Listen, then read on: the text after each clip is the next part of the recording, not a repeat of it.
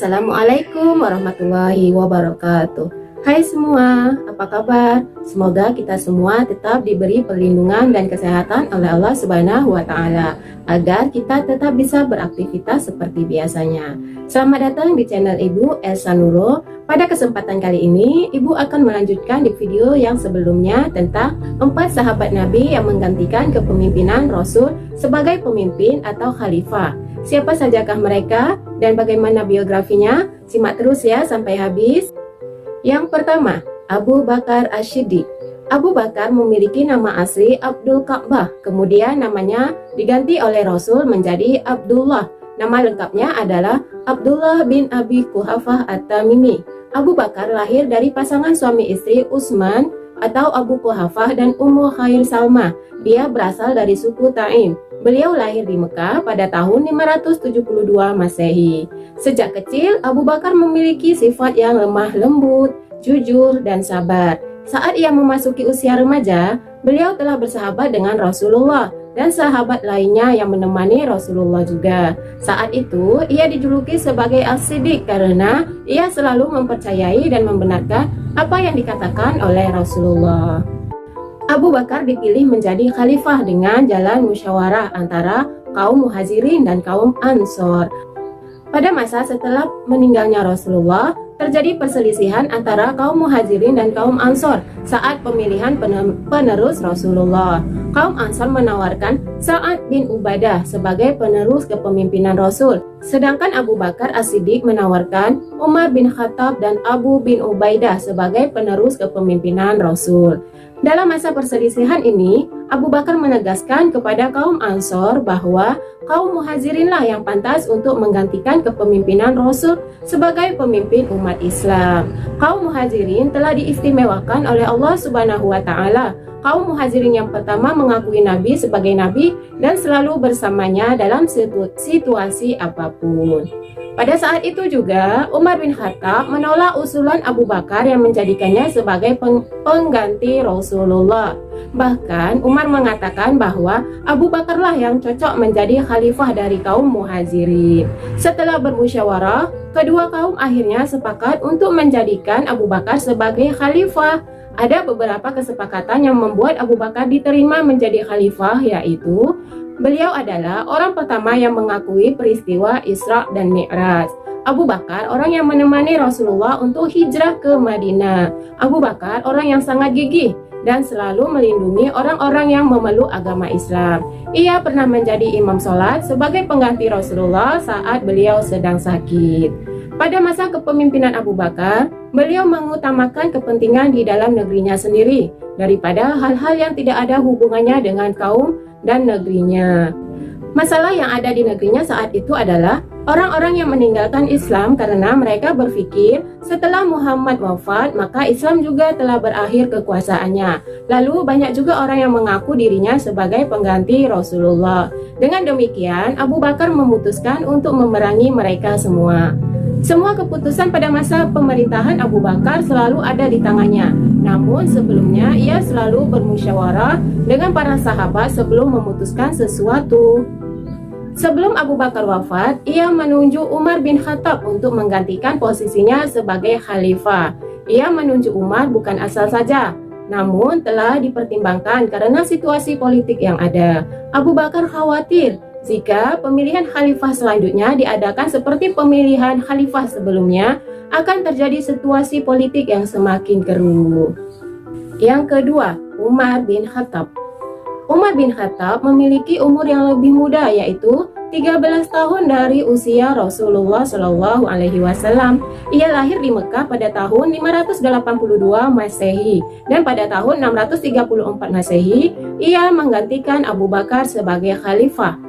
Sejak masih kecil, Umar dikenal sebagai orang yang pemberani dan cerdas. Ia bahkan tidak takut menyatakan sesuatu kebenaran kepada siapa saja. Sebelum ia masuk Islam, ia sempat menentang Islam. Namun setelah masuk, ia sangat membela Islam dan melawan musuh-musuhnya. Karena keberaniannya, Umar bin Khattab ditakuti oleh kaum Quraisy. Sifat keberaniannya dalam kebenaran membuat Rasulullah Shallallahu Alaihi Wasallam memberi julukan kepadanya sebagai Al-Faruq, yakni memiliki arti sang pembeda. Maknanya bahwa Umar adalah sesosok orang yang dapat membedakan kebenaran dan keburukan. Kekhalifaan Umar bin Khattab dimulai saat Abu Bakar sakit dan memanggil Utsman bin Affan untuk menulis surat wasiat kepada Umar untuk menggantikannya sebagai khalifah. Tujuan Abu Bakar adalah untuk menghindari perselisihan dalam pemilihan khalifah saat ia sudah meninggal. Dengan terpilihnya Umar bin Khattab sebagai khalifah, semua umat Islam setuju dengan keputusan Abu Bakar. Lamanya Umar bin Khattab menjabat sebagai khalifah membuatnya mendapat gelar baru, yaitu Amirul Mukminin, yang artinya pemimpin yang beriman. Gelar ini diberikan oleh kaum muslimin karena melihat Umar bin Khattab yang memimpin Islam selama 10 tahun. Oleh karena itu, ia sangat pantas mendapatkan gelar tersebut. Dalam masa kepemimpinannya, Umar bin Khattab mengutamakan perluasan Islam yang mencapai hingga 1/3 dari dunia. Dengan kerja kerasnya, Islam bisa mencapai hingga ke Eropa. Berkat gaya kepemimpinan Umar ini menjadi kekuatan untuk umat Islam yang harus diperhitungkan.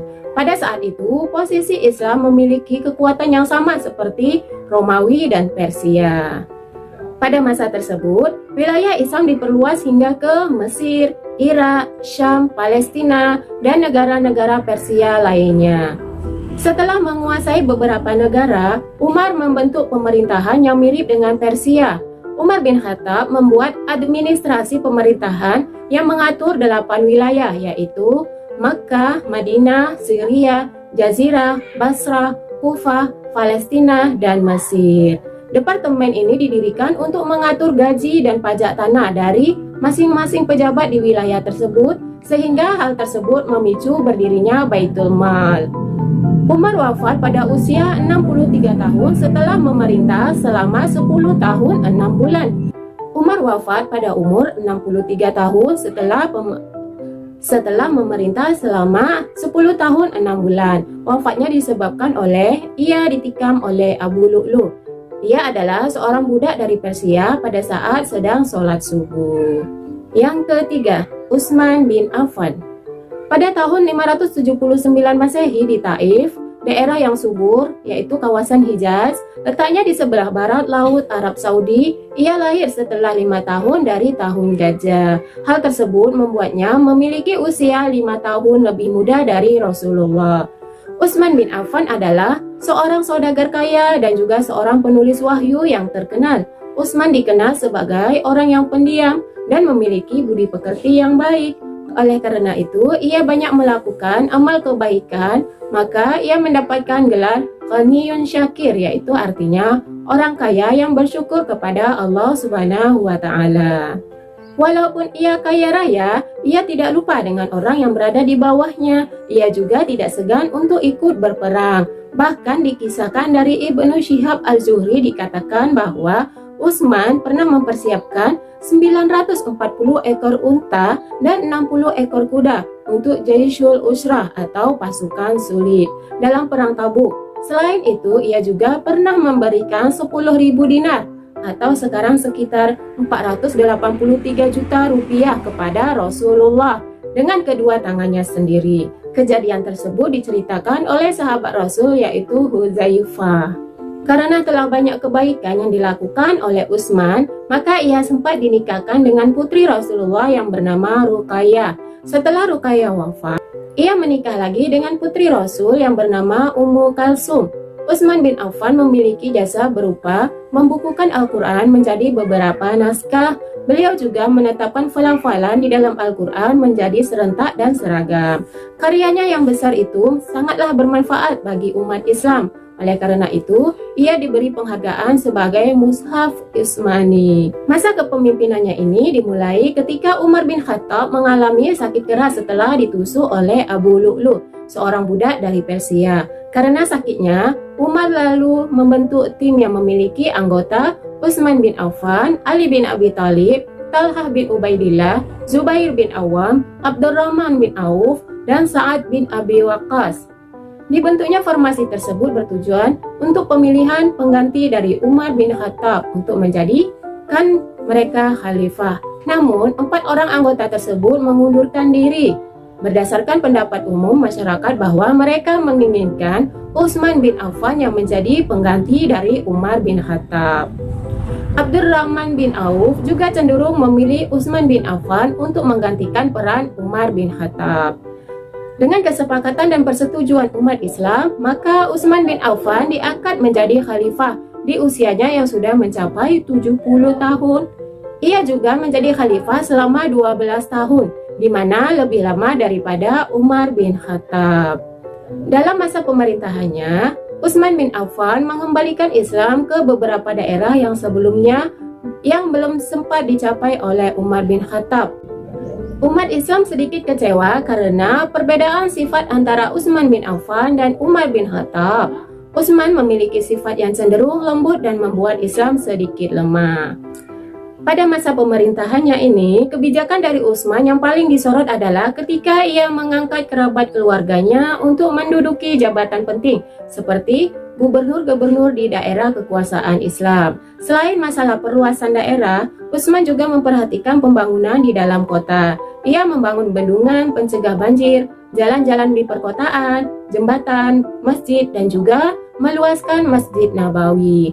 Di akhir masa pemerintahannya, Utsman tidak meninggalkan pesan sedikit pun. Hal ini dikarenakan ia meninggal secara tiba-tiba karena dibunuh pada saat ia membaca Al-Quran. Ia wafat pada usia 83 tahun.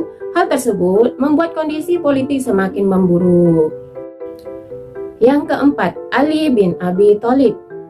Ali bin Abi Thalib memiliki nama panjang Ali bin Abi Thalib bin Abdul Muthalib bin Hashim. Ia lahir di Mekah tanggal 12 Rajab pada tahun ke-30 setelah kelahiran Rasulullah. Ali dilahirkan dari pasangan suami istri bernama Abi Thalib bin Abdul Muthalib dan Fatimah binti Asad. Sebelumnya, ibunya memberinya nama Al-Haidarah yang artinya singa. Kemudian ayahnya memberi sebutan sebagai Ali. Semasa kecil, ia dididik dan dibesarkan oleh Rasulullah Shallallahu Alaihi Wasallam. Kasih sayang dan kemuliaan yang Rasul berikan kepada Ali ini membentuk karakter Ali. Karena didikan Rasulullah, ia berani masuk Islam di usia yang sangat muda. Ia masuk Islam setelah Siti Khadijah. Karena keberanian yang dimiliki oleh Ali bin Abi Thalib, maka ia diberi gelar dengan nama Singa Allah. Masa kepemimpinannya dimulai setelah Utsman bin Affan telah wafat. Pada saat itu umat Islam bingung siapa yang akan menggantikan Utsman sebagai pemimpin umat Islam. Lalu pada saat itu ada yang mengusulkan agar Ali bin Abi Thalib menjadi pengganti Utsman sebagai khalifah. Semua mayoritas umat Islam setuju dengan diangkatnya Ali sebagai khalifah, kecuali mereka yang hanya setuju dengan Muawiyah bin Abu Sufyan.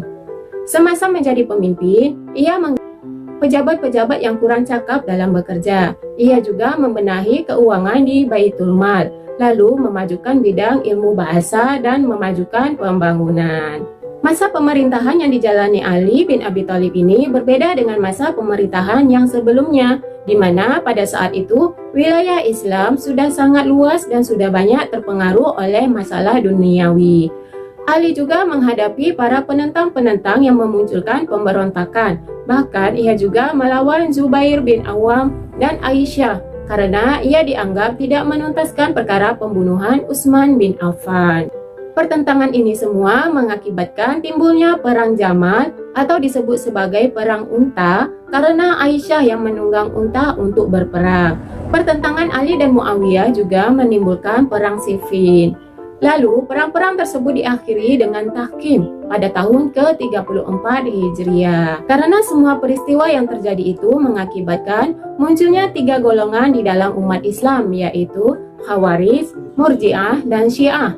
Ketiga golongan tersebut mewarnai perkembangan pemikiran di dalam Islam. Demikian yang dapat Ibu sampaikan tentang 4 sahabat Nabi yang menjadi khalifah. Semoga bermanfaat. Ibu akhiri dengan billahi taufik wal hidayah. Assalamualaikum warahmatullahi wabarakatuh.